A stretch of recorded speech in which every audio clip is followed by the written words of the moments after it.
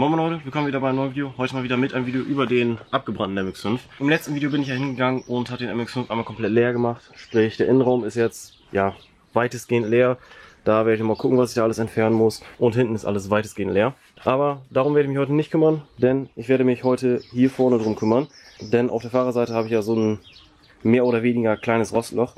Und das werde ich heute einmal reparieren, sprich rausschneiden und ein neues Blech einsetzen. Genauso wie da hinten, wo ich früher mal die Antenne drin hatte, das werde ich auch zuschweißen, das Loch, spachteln und dann ja erstmal so lassen, bis es auch lackiert wird. Aber bevor ich das Rostloch hier einmal reparieren kann, muss ich es mir erstmal angucken können. Und das ist gar nicht so leicht, weil ich habe jetzt gerade noch diesen Chassis-Rollwagen da drunter. Und der muss erstmal irgendwie weg. Da werde ich hingehen und die Felgen einmal hier drauf tun, an allen 4 Seiten, halt ganz normal die Felgen aufs Auto drauf ziehen. Und dann mit dem Wagenheber die so hoch pumpen, dass ich die Reifen oder dass ich das Auto im Prinzip auf diesen Holzblöcken abstellen kann.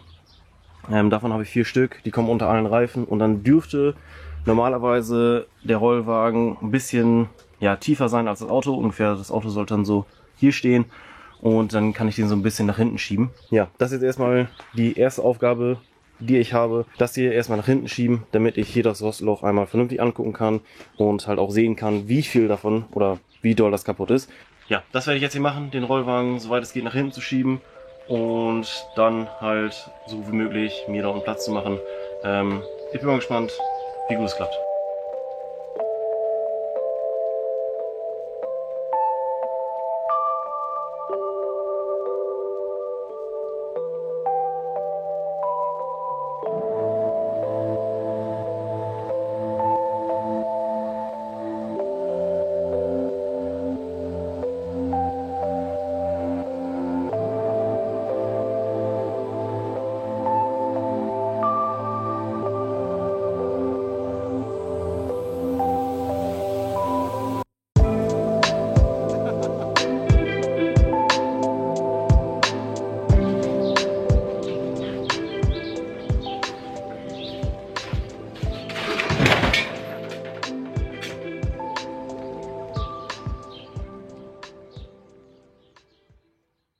So, der MX-5 steht jetzt nicht mehr auf dem Rollbrett, sondern auf den Böcken. Das sind die Böcke, wo der MX-5 auch drauf stand, wo er noch in der Halle stand. Also die auch gebrannt haben. Ja, die funktionieren alle noch. Also die sind noch alle an sich stabil. Auch die da hinten, die so ein bisschen mehr Feuer abgekriegt haben. Die sind auch noch absolut stabil. Dann steht er auf jeden Fall sicher und kann mir nicht wieder wegfallen. Ja, gerade eben, wie man gesehen hat, ist mir das Auto auch schön nach vorne weggerollt. Die Reifen sind jetzt auch übrigens wieder ab, weil die brauche ich halt nicht, beziehungsweise ich brauche die nicht drauf zu haben. Ich hatte mir erst überlegt, dass ich die Böcke unter die Reifen stelle, aber nachdem das dann gerade eben weggerollt ist und das Auto dann glücklicherweise auf den Bock da hinten und auf diesen Rollwagen da hinten draufgefallen ist, ist zum Glück nichts Größeres passiert. Der ist einfach hier überall draufgefallen, aber das ja, sieht genauso aus wie vorher, also hat sich nichts verbogen. Und da setzt man sowieso den Wagenheber an, also da ist nichts passiert zum Glück. Und ich war ja zum Glück da vorne auch neben dem Auto. Und ja, das war schon gar nicht so klug, was ich da gemacht habe. Dass ich den da im Prinzip einfach auf den Reifen drauf liegen hatte, ohne dass ich da irgendwas gesichert habe. Das war schon extrem dumm. Aber glücklicherweise nichts passiert. Ja, auf jeden Fall habe ich den jetzt so hingestellt, so kann der mir nicht abbauen. Wenn ich hier dran wackel, dann ist der fest. Ja, wie gesagt, Reifen habe ich schon abgemacht, weil die hängen halt sonst nur im Weg. Aber ich muss schon sagen, das sah extrem cool aus, wo der MX-5 auf diesen 4 Holzblöcken stand mit den Reifen und dann halt wieder sozusagen so da stand, wie er mal war. Krass eigentlich, wenn man nachdenkt, dass ich eigentlich zu diesem Zeitpunkt das Auto komplett fertig haben wollte. Also, dass der hier im Prinzip komplett fertig mit seinen 400 PS da vorne an der Straße stehen sollte, da wo der MX-5, oder da wo der Drift MX-5 gerade steht. Eigentlich ganz schön scheiße darüber nachzudenken, weil wenn das alles nicht passiert wäre, dann würde ich höchstwahrscheinlich jetzt gerade mit dem fahren. Anyway, kommen wir zu der Roststelle hier vorne. Ich habe die Roststelle, habe ich mir schon mal von unten angeguckt, aber wir können sie eben selber von unten angucken. An sich sieht das gar nicht so unfassbar schlimm aus. Hier haben wir den Längsträger und hier hört das eigentlich auf zu rosten, sprich ich muss nicht den Längsträger irgendwie da auseinanderschneiden oder sowas, sondern einfach hier hingehen, da einmal komplett rumschneiden und dann kann ich das Teil austauschen und mit dem Teil vom Spenderfahrzeug im Prinzip dann einfach reparieren. Ich werde jetzt auf jeden Fall hingehen und das Teil einmal hier rausschneiden, beziehungsweise erstmal mit dem Stapelschleifer hingehen, das alles sauber machen, gucken, wo der Rost wirklich so stark befallen ist, dass ich das austauschen muss. Das gleiche werde ich unten auch nochmal machen. Dann werde ich anfangen zu flexen, sprich, ich gehe mal davon aus, dass ich einfach hier hingehe, da so ein Viereck ausschneide bis hier vorne hin. Hier muss ich jetzt nochmal gucken, wie weit ich das ausschneide. Und dann werde ich an meinem Spenderfahrzeug, also an dem anderen MX-5 Chassis, was ich habe, werde ich genau das gleiche Teil einfach genau so rausschneiden und dann das Ganze einschweißen. Und dann werde ich, wenn das alles gemacht ist, werde ich hinten zur Antenne hingehen und da auch einfach ein kleines Blech reinschweißen. Aber dazu gleich mehr. Ich mache jetzt erstmal das hier soweit fertig, wie ich es fertig machen kann.